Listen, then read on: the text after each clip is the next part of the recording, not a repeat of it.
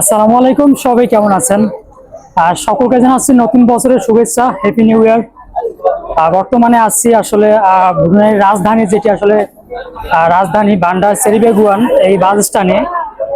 So আজকে যেহেতু বছরের প্রথম দিন, সেখানে কিন্তু প্রচুর মানুষ, বিভিন্ন অফিস আদালত থেকে শুরু করে বিভিন্ন কারখানা কিন্তু আজকে বন্ধের দিন যেহেতু। সো আজকে প্রচুর মানুষ কিন্তু এখানে দেখতে পাচ্ছি আমরা। আজকের দিন ছাড়া কিন্তু বাকি দিনগুলো তেমন মানুষ দেখা যায় না। দেখেন, প্রচুর মানুষ, ইন্দোনেশিয়ান, বাংলাদেশি, ফিলিপিন বা তাছাড়া ইন্ডিয়ান ছাড়াও কিন্তু বিভিন্ন দেশের মানুষ কিন্তু এই বাসে করে তারা যাতায়াত করে থাকেন।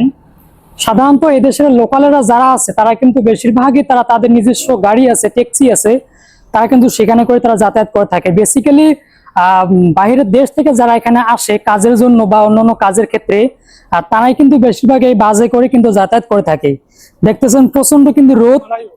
বাংলাদেশে ইদানিং হয়তো প্রচন্ড শীত চলতেছে, প্রচুর ঠান্ডা চলতেছে, কিন্তু এই দেশে কিন্তু কোনো প্রকার কোনো ঠান্ডা নেই, কোনো শীত নেই। আসলে এদেশের আবহাওয়া শুধু একটাই, গরম। তাছাড়া প্রতিনিয়তই বৃষ্টি চলছে। আমরা এখন রাস্তাটি পার হব, দেখেন রাস্তা পার হওয়ার জন্য কত সুন্দর সিস্টেম।